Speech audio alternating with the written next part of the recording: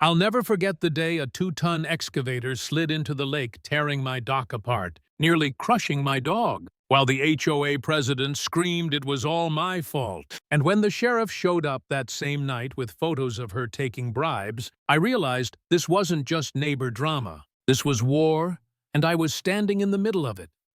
Act 1.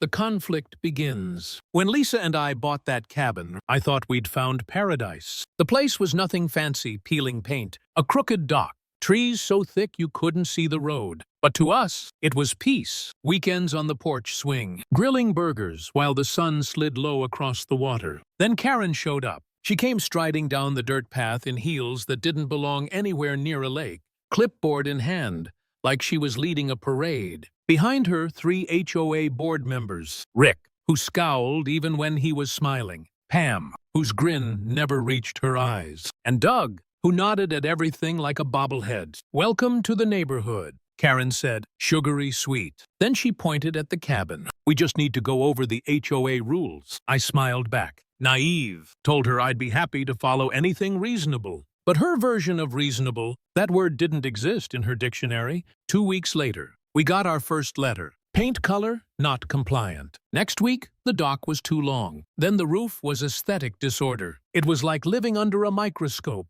in the hands of someone who loved finding flaws. We fixed a few things, ignored the rest, tried to laugh it off. But she didn't stop. One night, I caught her measuring the distance between our porch swing and the property line with a tape measure. "This is a violation," she announced, jotting notes like she was writing me a ticket. That's when it hit me. This wasn't about community standards. It was about control. Karen loved power the way some folks love chocolate cake. And the HOA gave her just enough of it to feel like a queen. The real storm came when I built a small shed out back. Nothing fancy, just a place to store the mower. Karen appeared the next morning, clipboard snapping shut like a handcuff. "This is a violation," she snarled. "You didn't file the proper forms." By the following week, she'd called an emergency board meeting. Suddenly, we were drowning in threats of fines, lawsuits, foreclosure. Neighbors who used to wave at us now looked away like we were criminals. And Lisa, God bless her, she whispered late at night, "James, maybe you should tell them who you really are." But I wasn't ready. Not yet. Because sometimes, it's better to let people dig their own graves before you show them the shovel. Act 2.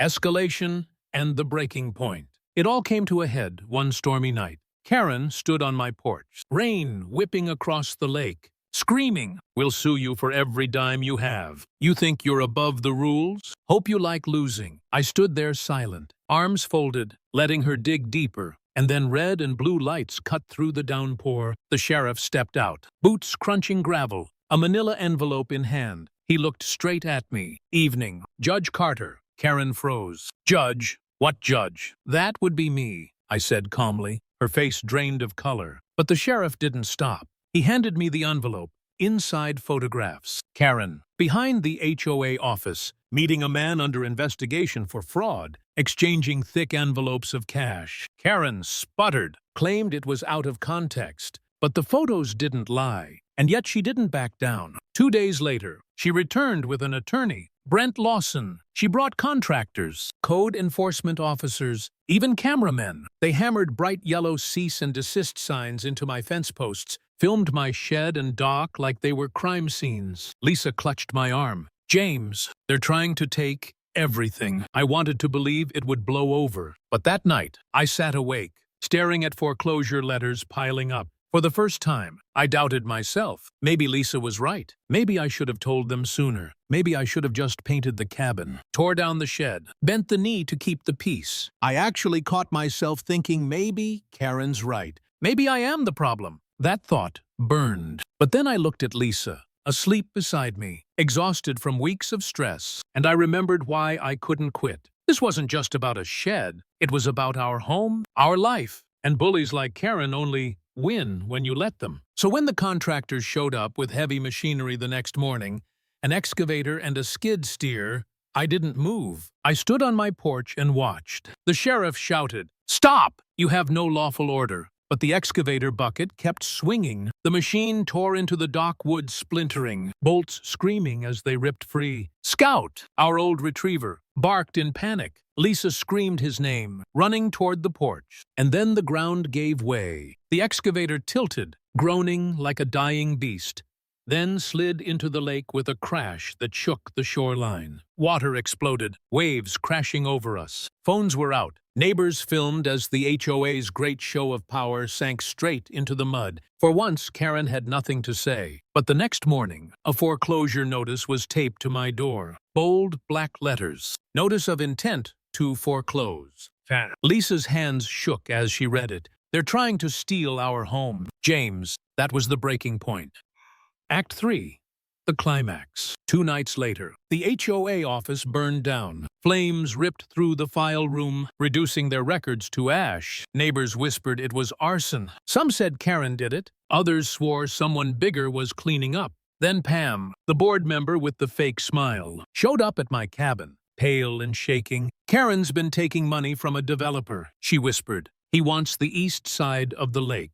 Your property blocks his road. That's why she's after you. And just like that, I realized Karen wasn't the storm. She was just the thunder before it. At the emergency hearing, Karen's lawyer painted me as a rogue homeowner. But then Pam stood up, voice trembling, and told the judge everything. Rick admitted Karen had issued fines without votes. I presented deeds, permits, neighbor statements, evidence stacked higher than Karen's lies. Then the fire marshal entered the courtroom. His report was short and brutal. Accelerant found in the HOA office file room, signs of intentional fire. The judge froze foreclosure proceedings immediately. The sheriff stepped forward with subpoenas for HOA financial records. Karen stammered, "This is a witch hunt." Her lawyer tugged at his tie. The neighbors gasped. And for the first time since she'd marched onto my porch with her clipboard, Karen Miller was speechless. That night, she disappeared. Her SUV was found abandoned near the overlook. Her purse, her phone, and a single envelope with my name on it. Inside a note, scrawled in messy handwriting.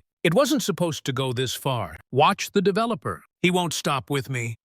The next day, he showed up. A sleek black SUV rolled down the dirt road. Out stepped a tall man in a tailored gray suit. Pale gray eyes, cold as the lake in winter. He didn't introduce himself. Didn't need to. "Afternoon," he said smoothly, scanning the crowd of neighbors. "I hear there's been some confusion about my intentions." Pam went pale. "That's him. That's the developer." He smiled faintly. "I'm here to improve this community. Bring jobs. Growth. Some of you understand. Some don't." His eyes locked on me, unblinking, like a wolf sizing up prey. Lisa gripped my arm. "James, he's threatening us." And she was right, because Karen was gone. But the man behind her wasn't finished. The sheriff pulled up then, deputies flanking him. "Sir, we need to ask you a few questions about Miss Miller's disappearance." The developer slid his sunglasses back on, smiled like the devil himself. "Of course, Sheriff, happy to help." But his eyes stayed on me the whole time. And that's where it ended. Karen's empire of fines and threats collapsed in flames.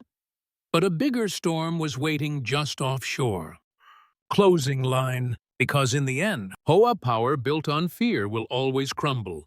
But real power waits in the shadows until the moment you least expect it.